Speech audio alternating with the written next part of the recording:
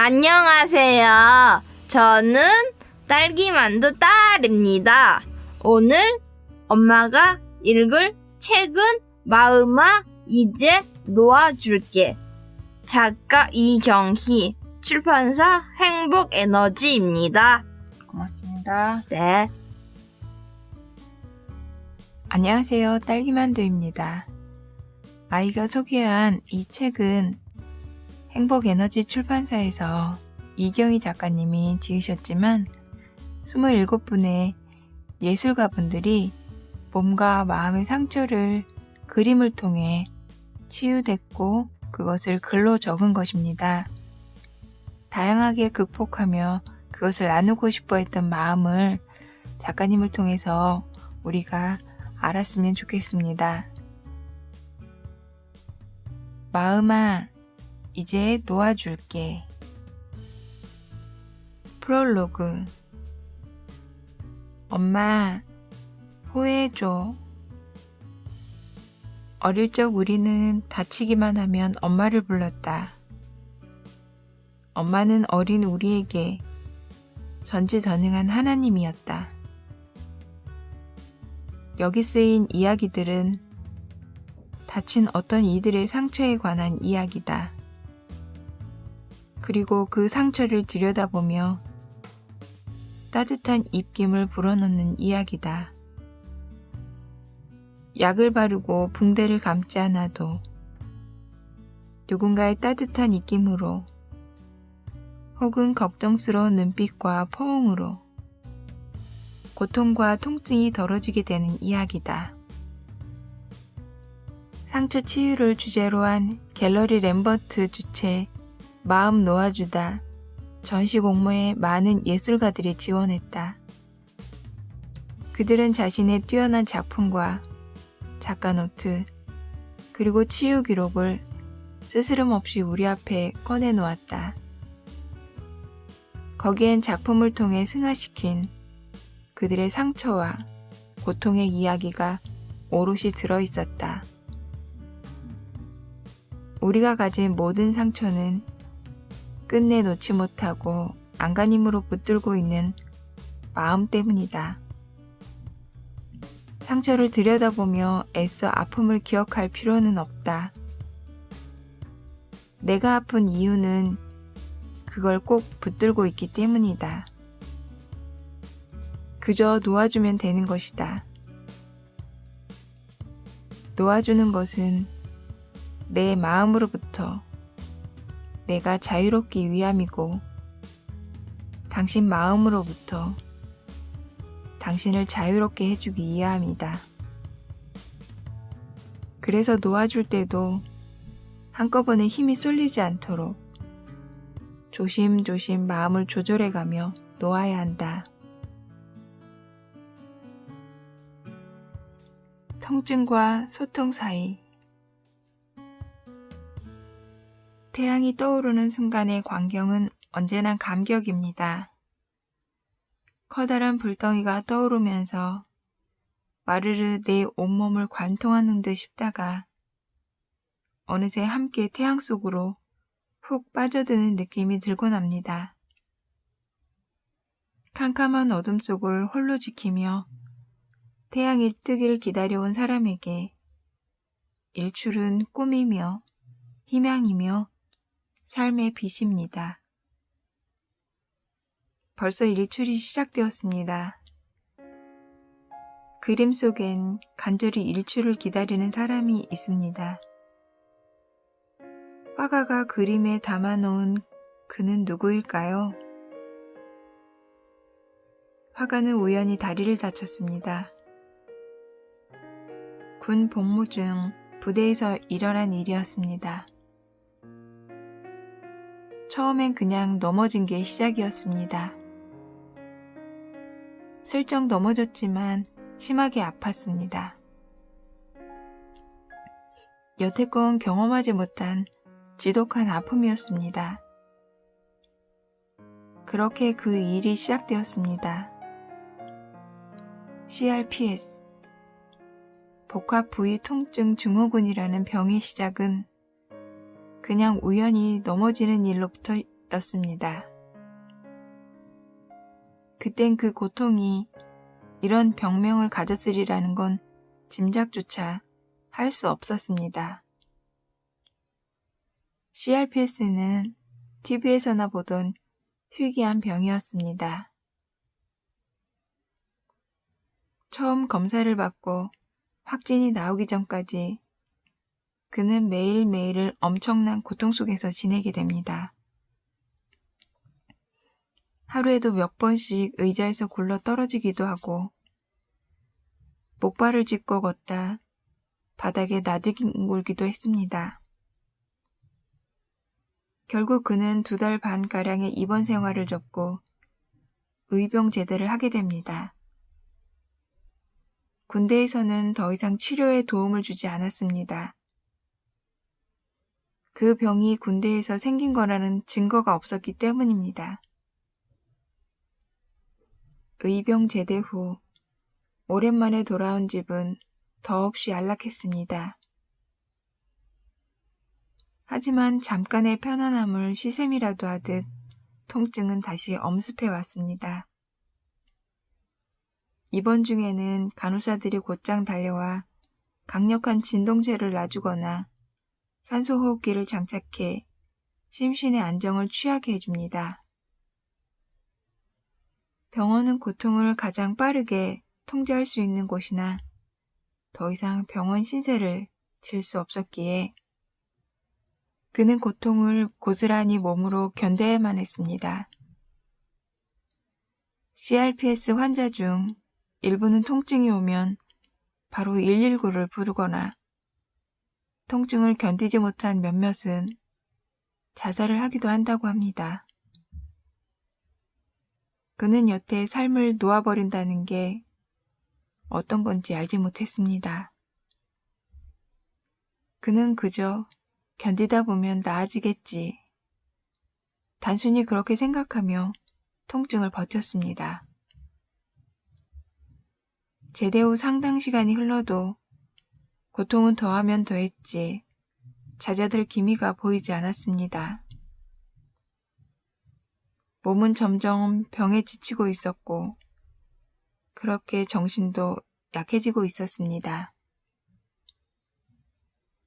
그러다 결국 우울증이 왔습니다. 어쩌면 예정된 수순이라고 화가는 생각합니다. 늘 시선은 6층 창문 너머를 향해 있었습니다. 떨어지면 죽을 수 있을까? 그냥 한순간 연소돼서 사라지고 싶어. 화가는 혼자 중얼거립니다. 하지만 죽음에 실패한다면 지금보다 더 고통스러운 삶을 살게 될지도 몰라. 어머니와 아버지, 여동생의 얼굴이 머리를 스칩니다. 화가는 더욱 슬픕니다. 죽지도 못하고 살아남지도 못하는 이런 상황으로 누가 자신을 데려다 놓았을까 한탄합니다. 그 한탄이 어떤 날은 몸으로 오는 고통보다 더 심하게 스스로를 내몰았습니다. 왜 이렇게 된 걸까? 하루 종일 울며 지낸 어떤 날이었습니다. 통증에 바닥을 뒹굴고 통증이 가시고 나면 또 울고 그런 시간을 보냈던 날이었습니다. 우연히 거울에 비친 퉁퉁 부은 얼굴을 보았습니다. 얼른 다른 곳으로 얼굴을 돌렸습니다. 저게 내 모습이라니. 정신이 번쩍 들었습니다. 이렇게 가만히 누워서 괴물 같은 모습으로 시간을 보낼 수만 없어.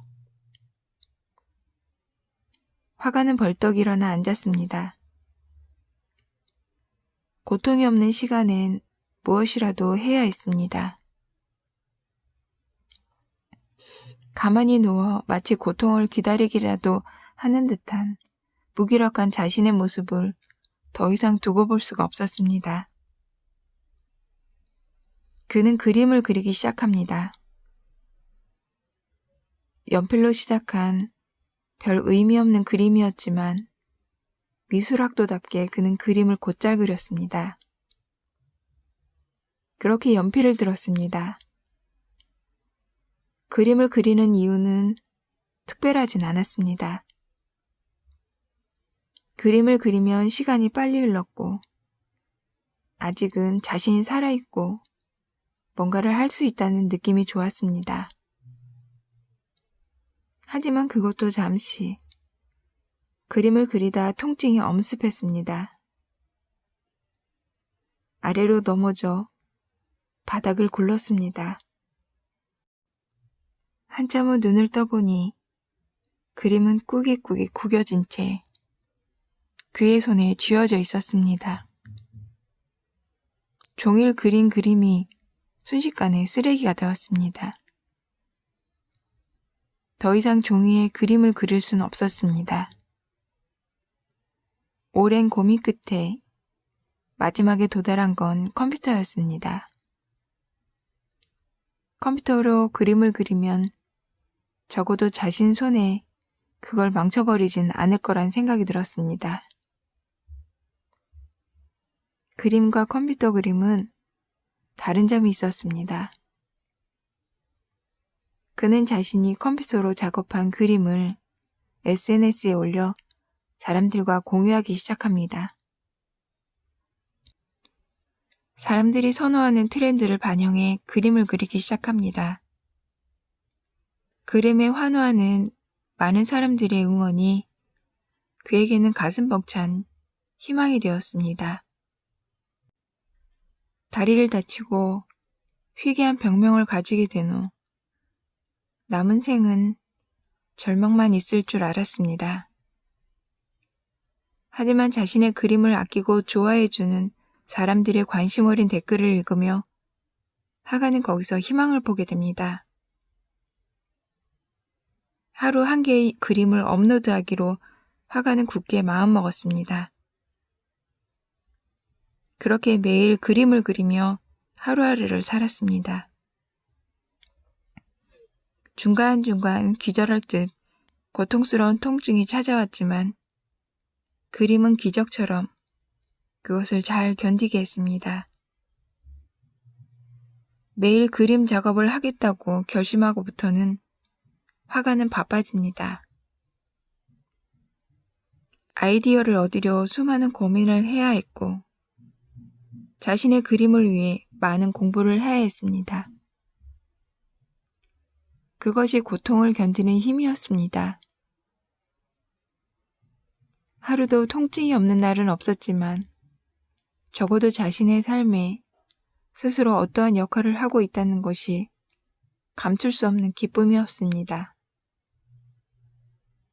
정말 감사하게도 많은 사람들이 화가의 그림을 좋아해주고 반응해 주었습니다. 너무나 벅찬 행복이었습니다. 그리고 어느 순간 그는 생각의 난간을 힘껏 붙들고 있는 당당한 자신을 발견합니다. 결국 그림이 자신을 구한 것입니다. 의병 제대를 하고 병원서 집으로 향하던 날 짚고 들어왔던 목발은 이제 필요하지 않습니다. 이제는 목발 없이 걸을 수 있게 되었습니다.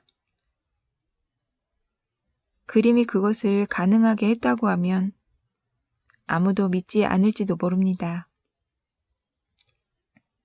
하지만 화가 그 자신이 증거입니다. 자신이 스스로 할 일을 주었고 그것을 해내면서 불가능은 가능이 되었습니다. 그림이 저를 치료했습니다. 그림을 좋아해주는 많은 분들의 사랑이 저를 일으켰습니다. 많은 분들께 엎드려 인사를 드리고 싶습니다. 화가는 고개를 숙입니다. 이제부터 어떤 미래가 펼쳐질지 모르지만 앞으로도 그림 작업을 위해 자신을 다 바칠 거라고 화가는 수줍은 웃음을 웃으며 반짝 눈을 빛냅니다. 첫 번째 읽은 통증과 소통 사이는 김경인 화가의 얘기를 글로 적은 것입니다. 몸이 아프지만 적어도 내가 어떤 역할을 할 수 있다는 것이 좋았다는 이분은 그림을 좋아해주고 반응해주는 것이 너무 감사하고 행복하다고 전해졌습니다. 세상에 보내진 선물. 칭찬받고 싶은, 사랑받고 싶은 아이가 있었습니다. 하지만 사랑은 부족했고 아이는 늘 갈증으로 고통스러웠습니다. 나는 세상에 태어날 때부터 환영받지 못하는 존재였다. 화가는 생각했습니다. 그래서 노력합니다. 인정받기 위해, 사랑받기 위해 끊임없이 노력합니다. 하지만 아무리 노력을 해도 화가는 인정받는다는 느낌을 가질 수 없었습니다. 사랑받는 느낌을 가질 수 없었습니다. 화가는 늘 회의합니다. 나는 정말 사랑받기엔 부족한 사람일까? 그렇다면 나는 왜 태어난 것일까? 나 같은 사람을 이해하고 사랑하는 사람은 이 세상에 절대 없겠구나. 그녀는 사랑에 목말랐습니다. 아무도 자신을 사랑해주지 않는다는 그 느낌은 그녀에게 너무나 절망이었습니다. 그러던 어느 날 선배 언니를 통해 하나님의 이야기를 듣게 됩니다. 하나님께서 그녀를 만들었고 하나님께서는 그녀를 사랑하신다고. 모태신앙이었던 그녀는 순간 새롭게 하나님을 다시 만나게 됩니다. 우리가 아직 죄인 되었을 때 그리스도께서 우리를 위하여 죽으심으로 하나님께서 우리에 대한 자신의 사랑을 확증하셨느니라. 하나님이라는 존재가 날 사랑하시는구나. 성경 구절을 읽으며 그녀는 비로소 안도합니다. 절망이 아름다운 희망으로, 즐거움으로 서서히 바뀌었습니다. 하나님의 사랑 속에서 그녀는 생각합니다. 자신이 세상에 태어난 게 우연이 아니었을 거라고. 분명 사랑으로 공들여 만들어진 소중한 존재일 거라고. 누군가 심혈을 기울여 만든 그런 귀한 존재라면 행복하게 살아야 하지 않을까? 기쁨과 희망으로 살아야 하지 않을까? 화가는 깨닫습니다. 그때부터 화가의 삶은 서서히 기쁨과 희망으로 변화합니다. 그 기쁨을 그려낸 작품이 아주 먼 옛날입니다. 하나님의 나를 만들었다는 게 제게는 감동입니다. 제가 소중하고 귀한 존재라는 사실과 그분께 사랑을 받고 있다는 게 너무 행복해요. 하늘에서 내가 만들어진 그때를 그림으로 표현해보고 싶었어요. 아주 먼 옛날, 하늘에서 있었던 그 순간을. 그녀는 조심스레 고백합니다. 자신의 작업은 스스로를 위한 것이 아니라 하나님을 위한 것이라고. 화가로서 하나님이 어떤 분인지, 자신이 느낀 하나님의 사랑이 얼마나 좋은지 많은 사람에게 알리고 싶다고 고백합니다. 누군가 나를 끊임없이 사랑하고 있다는 사실은 저를 기쁘고 행복하게 해요. 태어날 때부터 환영받지 못하고 사랑받지 못한다고 느꼈던 시절은 정말 암흑이었습니다. 내게도 사랑이라는 것에 목말랐던 어떤 시절이 있습니다. 다 어른이 되고도 난 엄마가 내 친엄마가 아닐 수 있다는 생각을 합니다. 그 의심은 결혼 후 딸 아이를 낳고 더 강해집니다. 딸 아이가 사랑스러울수록, 그래서 하염없이 딸에게 사랑을 쏟게 될수록 내게는 늘 비어있던 엄마의 사랑의 자리를 돌아보게 되었습니다. 그렇다고 해서 엄마가 내게 무심했던 건 아닙니다. 오히려 반대였죠. 엄마는 내 삶의 모든 부분에 과도한 관심을 쏟았습니다. 내 주변의 모든 관계, 선생님이나 친구들 사이까지 관여했고, 과외나 학원까지 모두 엄마의 결정이 우선이었습니다. 나와 충분한 대화나 교감이 있었다면 그런 엄마를 받아들인 일이 힘들지 않았을지도 모릅니다. 하지만 교감도 소통도 없었습니다. 모두 일방적이었습니다. 모든 건 엄마의 방식대로 판단하고 결정하였습니다. 거부하여 엄마와 대치하거나 아니면 복종하거나, 내겐 둘 중 한 가지의 선택만 있을 뿐 절충이란 없었습니다. 엄마와 나는 여느 엄마와 딸의 사이와 달랐습니다. 엄마의 말을 빌리면 나는 엄마에게 시어머니보다 더 까다로운 딸이었다고 합니다. 무엇이 먼저였는지 모르겠습니다. 나는 모성애를 보여주지 않는 엄마에게 늘 갈증이 나 있었습니다. 엄마에게 동물적 사랑을 받아본 기억이 없으니까요. 엄마는 언제나 내게 빈틈없는 엄마였고, 언제나 논리정연하고 반듯했지만 나를 푸근하게 안아주지 않았습니다. 내게 살갑지 않은 엄마에게 몸과 마음을 열고 푸근히 기대며 다가갈 틈은 없었죠. 내 마음속의 모든 걸 다 보일 수도 없었습니다. 나는 오히려 엄마가 조금이라도 싫어하는 일은 하지 않으려 노력했습니다. 그런 엄마에게 허술하고 어수룩한 딸이 되기 싫었기 때문입니다. 엄마와 난 일종의 경쟁 구도로 모녀 관계를 유지하게 됩니다. 대학 시절 결국 어떤 사건이 일어납니다. 엄마는 내게는 비밀로 하고 나와 사귀던 남학생이 부모를 만났습니다. 그리고 우리의 교제를 끊도록 종용하기에 이르렀습니다. 드라마에나 나올 이야기지만 그의 집과 우리 집이 어울리지 않는다는 이유 때문이었습니다. 그때 나는 알게 됩니다. 엄마는 내게 엄마의 역할을 하며 살았을 뿐 진정으로 나를 사랑해주지는 않았다는 것을. 나는 그때 이후 엄마와 정서적으로 결별했던 것 같습니다.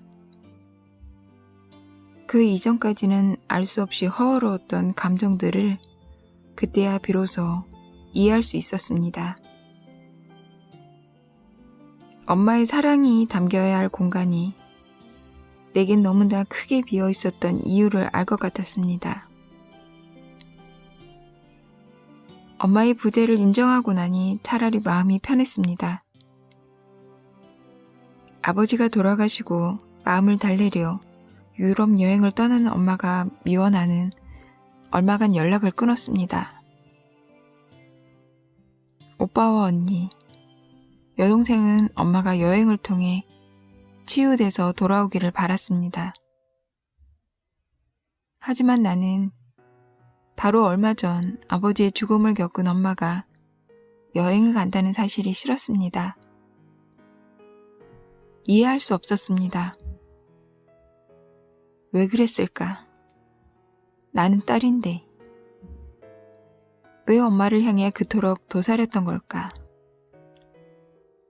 가끔 그 시절을 생각하면 그런 마음의 나 자신과 그런 상황의 엄마가 떠올라 가슴이 먹먹해지기도 합니다. 그 후 긴 시간이 지났지만 엄마와 나의 관계는 여전했습니다. 언제나 그랬듯 특별히 좋아지지도 나빠지지도 않은 채 살았습니다. 얼마 전 시댁 행사가 있어 바쁜 와중에 엄마에게서 전화가 걸려왔습니다. 바쁘다고 나중에 하자고 전화를 끊으려는 내게 엄마가 말합니다. 내가 가서 도와주지도 못하고 미안하구나. 엄마로부터 미안하다는 말은 태어나 처음입니다. 갑자기 눈물이 쏟아졌습니다. 엄마가 늙으신 겁니다. 하지만 그 말 한마디로 엄마를 다 용서할 수는 없었습니다. 목소리를 추슬러 전화를 끊었습니다. 지난주 한창 바쁜 시간에 엄마가 또 신호를 보내왔습니다. 엄마의 전화라는 걸 알고 얼른 받았습니다. 하지만 전화는 금방 끊어졌습니다. 무슨 일인가 하고 다시 전화를 걸었지만 엄마는 받지 않았습니다. 지방에 혼자 계신 터라 순간 가슴이 철렁 내려앉았습니다. 한참을 더 신호를 보내는 동안 엄마는 전화를 받지 않았습니다. 무슨 일이 생겼나 보다 생각하는 순간 태어난 엄마의 목소리가 들렸습니다. 핸드폰을 잘못 건드려 내게 신호가 간 것 같다고 엄마는 말합니다. 바쁜 와중에 깜짝 놀랐다는 내 타박에 엄마는 금세 목소리가 작아집니다. 미안하구나. 내가 바쁜 줄도 모르고 정말 미안하구나. 나는 아무 말도 못합니다. 지금 무언가 말을 하면 내 울음 섞인 목소리를 엄마가 듣게 될 것이기 때문입니다.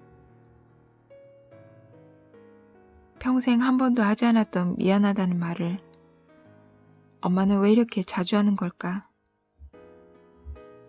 나는 그게 너무나 아프고 쓰립니다.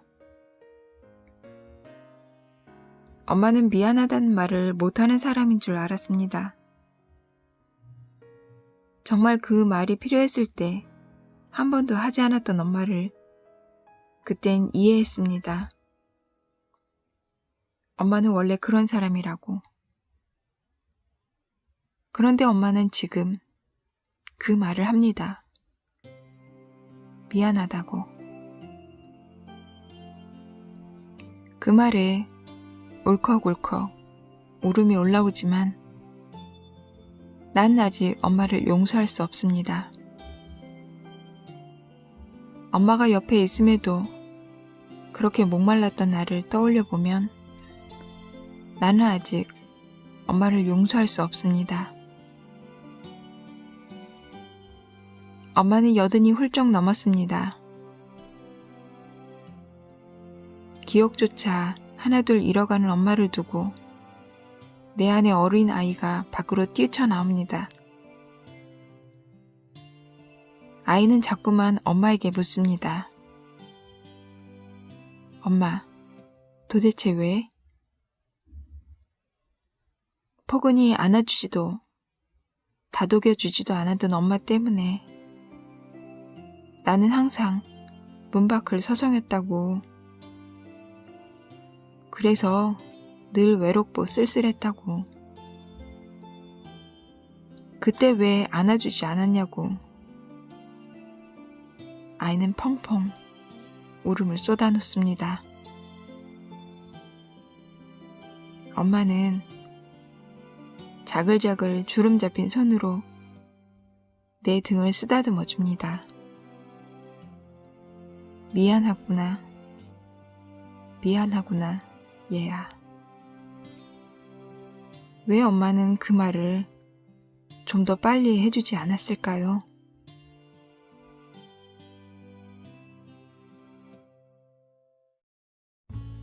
세상에 보내진 선물, 이 주체인 조보경 작가는 굉장히 아늑하고 사랑받는 나조차도 기억이 안 나지만 분명히 있었을 그때를 화구에 담아서 그림으로 작품으로 남겼습니다. 괜찮아. 하늘도 보고 바람도 느끼며 천천히 가면 돼. 무엇인가에 쫓기듯 앞만 보고 살았습니다. 어느 날 내달리다 튀어나온 작은 돌부리에 걸려 넘어졌죠. 넘어진 나 자신을 너무도 용서할 수 없었지만 다시 일어날 수 있는 힘을 준 건 주의 깊게 보지 않았던 내 주변의 일상이었습니다. 화가는 주변의 일상에서 오는 깨달음을 통해 감사함을 느끼게 되었다고, 그게 인생의 전환점이었다고 말합니다. 화가의 작품 여름에 등장하는 강아지와 고양이도 감사함을 느끼게 된 대상이었을지 모르겠습니다. 화가는 바닷가에 누워있는 두 아이를 그렸습니다. 평화로운 여름에 시간을 보내고 있는 아이들입니다. 바다가 풍경인 대부분의 그림들은 보통 바다로 시선이 향해져 있습니다. 하지만 그림에서 그들의 시선은 바다가 아니라 이쪽 캔버스 앞에 서 있는 화가를 향하고 있습니다. 화가는 20대, 30대를 허무하게 지내왔다고 회고합니다. 그 시절을 지나며 삶의 기둥이 허물어지고 세상이 암흑으로 변하는 걸 느꼈습니다. 푸른 청춘과 함께 꿈도 소멸되는 순간들이었습니다. 많은 사람들이 주변에 있었지만 마음을 나눌 사람은 아무도 없었습니다. 자신이 어디로 어떻게 나가야 할지 화가는 방황하게 됩니다. 오로지 깜깜한 어둠이었습니다. 그때 한 아이가 다가왔습니다. 길고양이였습니다. 우연히 일을 마치고 집으로 돌아오다 만난 한 마리 고양이였습니다. 이 아이는 화가의 마음을 잘 알고 있다는 듯 조용히 옆으로 다가와 쓰다듬을 수 있게 얼굴을 내주었습니다. 한 번이 두 번이 되고 세네 번이 되면서 화가는 그 아이를 만나고 싶어 귀가를 재촉하는 자신을 발견합니다. 아이와 잠깐 나눈 시간이었지만 종일 그 아이가 궁금하고 저녁 시간이 기다려졌습니다. 그 무엇에도 마음을 붙일 수 없었던 암흑의 세상을 살고 있던 때였습니다. 아이는 천천히 화가의 마음으로 걸어 들어왔습니다. 그리고 아주 천천히 그녀를 일으켜 세웠습니다. 기적처럼 다시 태양이 떠올랐습니다. 세상이 밝아지고 모든 사물이 선명히 눈에 들어왔습니다. 의사소통도 제대로 할 수 없는 한 마리의 길 고양이에 불과했지만 화가에게 그는 은인이었습니다. 자신을 끌어준 길 고양이를 통해 비로소 화가는 이전까지 지나쳐온 소소한 일상이 얼마나 따뜻했는지 다시 느낄 수 있었습니다. 오늘 본 하늘의 구름도 가로수도 항상 같은 모습으로 내게 머물지는 않겠죠. 다시 되돌아오지 않겠지만 이 행복한 순간들을 지나치지 않고 감사의 마음으로 남기고 싶어요. 내가 이 아름다운 아이들로부터 위로받았듯 누군가에게 나의 그림이 위로가 되었으면 좋겠습니다. 오래 지병을 앓으셨던 아버지로 인해 늘 가슴 한쪽엔 아버지의 아픔과 함께 견뎌야 했던 기억들이 남아 있습니다. 화가가 어둡고 긴 터널을 지나던 한때 곁에 다가와준 고양이에 대한 고마움은 그림이 되었습니다. 작품 여름에서 그녀를 향해 시선을 보내고 있는 아이가 바로 그 아이입니다. 그녀를 바라보는 고양이의 맑고 고운 눈은 그녀의 마음을 다 읽고 있는 듯 이제는 아주 편안해 보입니다. 우리 집에도 눈이 맑은 조그만 아이가 있습니다. 풍성하고 기다린 귀가 아래로 늘어져 있는 그를 만화 캔디에 나오는 테리우스, 그란체스터의 이름을 따 테리우스라고 이름을 지었습니다.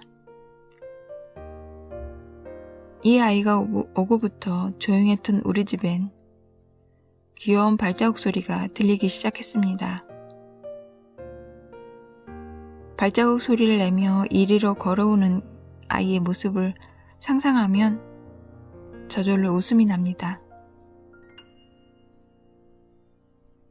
이 조그만 아이를 보고 있으면 삶이란 무엇인가 묻고 싶어집니다. 너는 어디서 왔니? 그리고 어디로 가니? 묻고 싶어진다. 우리에게 허락된 시간은 얼마인지, 얼마나 깊게 받아들여도 되는지, 어느 날 문득 못 본 척 다른 세상으로 날아가 버리는 건 아닌지 묻고 싶어진다. 늘 소중한 건 빨리 날아가 버려서, 늘 아름다운 건 쉽게 소멸돼 버려서, 예쁘고 예쁜 너를 바라보고 있으면 얼마의 시간이 더 남아있는지 그게 먼저 궁금해진다. 어린 시절엔 죽음만이 행복한 관계를 갈라놓을 뿐이라고, 죽음 외엔 내 의지가 아니면 절대 이별이란 없을 거라고. 하지만 세상은 그게 아님을 가르쳐 주었다. 나와의 인연까지만, 딱 거기까지만 그들은 존재했다. 미리 정해진 인연까지만. 소중하고 예쁜, 사랑스러운 너를 절대 잃고 싶지 않아. 그래서 다시 묻는다. 어디서 왔니? 너는 누구니? 내 가슴 깊이 너를 담아도 되는 거니? 괜찮아. 하늘도 보고 바람도 느끼면 천천히 가면 돼. 주체인 문희 화가님은 일상에서 보여지는 소소한 모습들에서 기쁨과 행복을 찾고, 그러면서 잠시 쉬어갈 수 있는 휴식 같은 시간을 그림에 남기면서 우리에게 추억을 선물합니다. 너에게 반창고를 보낸다. 자신의 눈앞에 펼쳐진 해안가의 보랏빛 꽃들을 생각하면 화가는 아직도 가슴이 설렙니다. 그림에 대한 열망을 접을 수 없어 덜컥 직장을 그만두긴 했지만 정작 어떻게 해야 할까 두려움이 컸습니다. 그때의 화가는 제주도로 떠났습니다. 섭지 코지에서 이 장면을 만났을 때 화가는 가만히 앉아 풍경을 눈에 꼭꼭 담았습니다. 어떻게 해야 할지 고민을 들고 왔지만 답은 다른 방법으로 주어졌습니다. 눈에 담아놓은 풍경을 조금이라도 놓칠까 아쉬워 일정을 접고 곧장 서울로 돌아옵니다. 여행 시작부터 직관으로 느꼈던 보랏빛이 바로 섭지코지에 펼쳐져 있었기 때문입니다. 발이 멈춰설 수밖에 없던 그곳. 현실 속이 맞나 싶을 정도의 모습이었어요. 내가 보고 있는 게 현실인지 아닌지 구분이 되지 않을 정도였습니다. 바람이 유독 많았던 제주의 바닷가였지만 커다란 바위에 걸터 앉아 1시간이 넘도록 그 모습을 눈에 담고 머리에 담고 마음에 담아 화가는 서울로 달려왔습니다. 순간의 감동을 한순간도 놓치지 않고 캔버스에 옮겨놓고 싶었습니다. 행복해지고 싶어 떠난 여행이기 때문에 이토록 멋진 풍경이 앞에 나타나 준 건 정말 행복이었습니다. 그래서 화가는 꼭 그림으로 담아놓고 싶었다고 말합니다. 행복을 담아. 그렇게 눈에 담아온 풍경이 그림이 되었습니다. 듬뿍 담긴 보랏빛이 바로 행복입니다. 화가의 그림이 늘 행복을 주제로 삼거나 아름다움을 추구했던 건 아닙니다. 과거 그림을 보면 사회적 불만, 반항심이 강하게 나타나 있습니다. 그땐 주변의 모든 것이 불만이었고 부정적으로 보였으며 세상에 대한 강한 반항적인 마음을 지니고 있었다고 스스로 고백합니다. 당시에 작업한 작품들은 하나같이 스릴러나 공포 영화에나 나올 법한 작품들이라고 스스로 평가합니다. 대학 다니던 어느 날 화가는 이상한 체험을 합니다. 평소와 다름없이 학교 작업실에서 작업을 하고 있었는데 그림을 그리다 문득 옆에 걸린 거울을 보게 되었습니다. 거기엔 전에 보지 못했던 낯선 얼굴이 들어있었습니다. 쾌용한 눈과 잔뜩 화가 나 있는 표정을 가진 불만투성이에 피폐한 어떤 여자였습니다. 화가는 그 모습의 여자가 무서웠습니다. 붓을 던지고 화가는 그곳을 나옵니다. 이후로 붓을 잡지 않았습니다. 졸업을 하고 취직을 했습니다. 평범한 직장인으로 살아갈 요량이었습니다.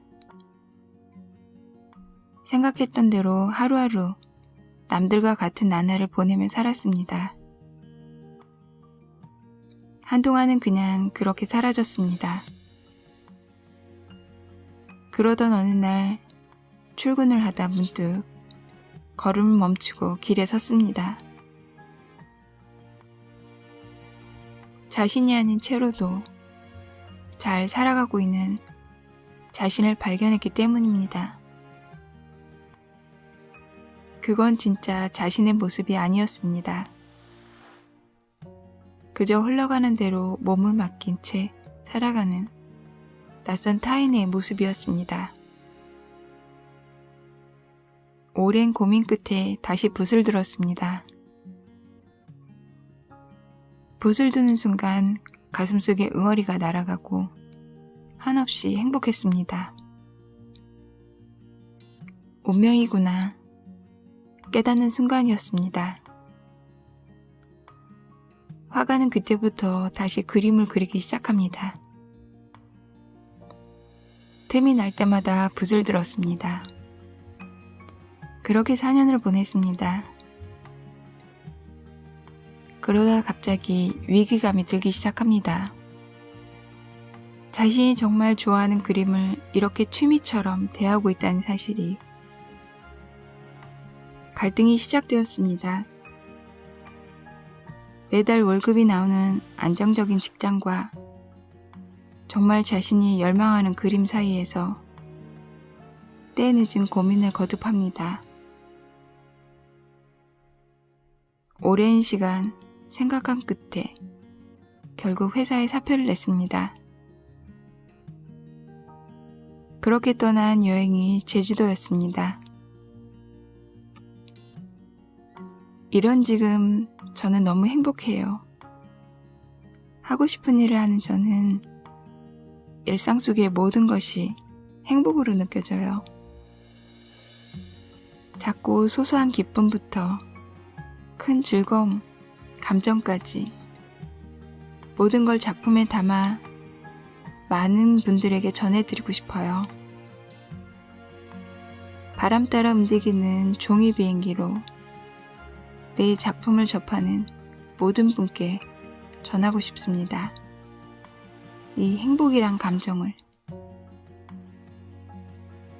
어릴 적 양호 선생님이 되고 싶었던 화가는 옆에 친구들이 다치기라도 하면 꼭 자신이 치료해주고 싶었습니다. 그래서 어린 시절 가방엔 항상 반창고가 들어있었습니다. 어떤 상처든 옆에서 따뜻하게 돌봐주는 친구가 있다면 금세 아물지 않을까요? 저는 그런 친구로 행복을 주는 그림을 그리고 싶습니다. 화가는 이제 밴드가 필요 없습니다. 자신의 그림으로 이미 치유가 시작되었기 때문입니다.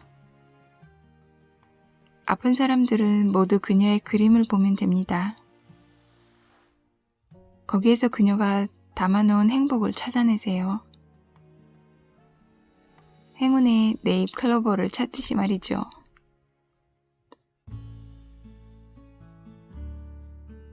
너에게 반창고를 보낸다 주제는 환이라는 화가분이신데 행복하고자 그림을 그리고 행복하기에 그림을 그리며 행복을 전하기 위해 그림을 그린다고 했습니다.